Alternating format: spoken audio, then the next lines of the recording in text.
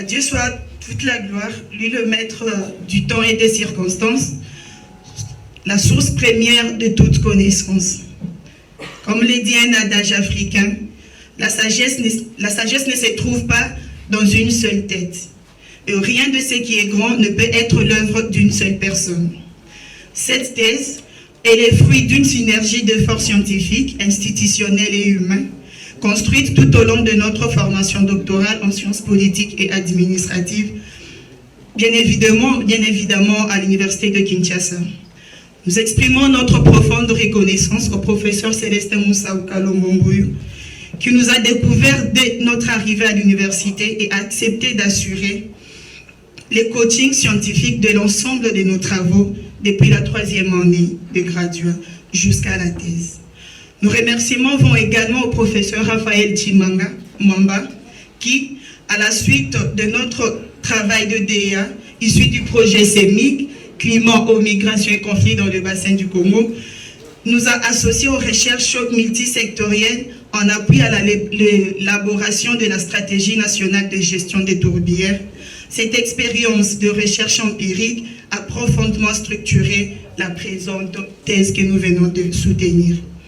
Nous remercions sincèrement le professeur Michel Bissakiboul, notre coach du quotidien, pour ses conseils éclairés, sa rigueur scientifique et son engagement constant en faveur de notre promotion académique et sociale. Un adage dit, celui qui voyage seul va vite, mais celui qui voyage avec les autres va loin.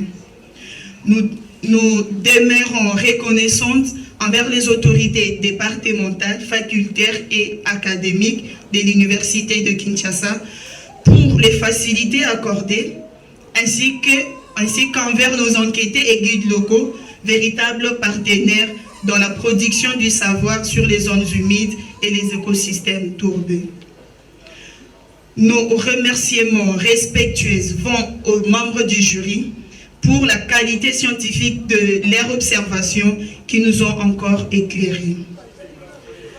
À la professeure Marie-Thérèse Sombo, ministre de l'Enseignement supérieur universitaire, recherche scientifique et innovation technologique, au professeur Dr Antoine Chimpi, cordon de l'incubateur du génie scientifique congolais, et à la professeure Dr Berthe Zinga, présidente de l'association de femmes, professeure de la RDC, ainsi qu'au comité de pilotage et membres du projet CADOC que nous gérons administrativement pour évaluer les écoles doctorales et centres de recherche de notre alma mater. Nos sincères remerciements. À nos pères spirituels, le pasteur Toussaint ici présent, Papa Simo Kimbangu Kiangani, chef spirituel de l'église Kimbanguiste, Papa Zako Bitouvudi, nous vous remercions pour votre soutien spirituel. À nos collègues et compagnons de la lutte, de l'Observatoire de la gouvernance, de l'UPGI, l'USK, l'IGC et du département de sciences politiques et administratives de l'UNIKIN, trouve ici l'expression de notre attachement fraternel.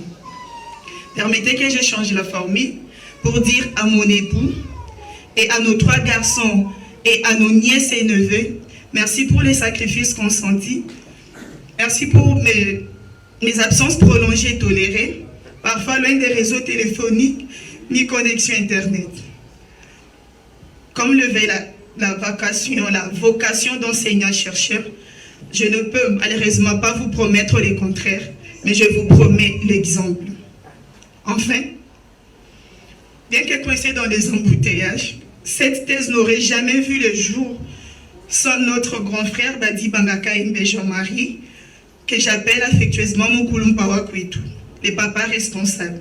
Après le décès de notre père biologique, il a pris le relais dès nos 8 ans. Il a cru en nous avant même que nous puissions croire en nous-mêmes. Aux familles Kaembe ici présentes, Badi Banga et la belle famille Tamboué, je dis simplement ceci: ce qui est en moi est à vous, et ce qui est à vous est en moi. Pour clore, une pensée pieuse à notre oncle, le professeur Charles Pianakenababou, à qui j'avais promis d'appeler un jour collègue, malheureusement qu'il a vu en décider autrement. Je vous remercie. Merci beaucoup. On applaudit pour l'honorable.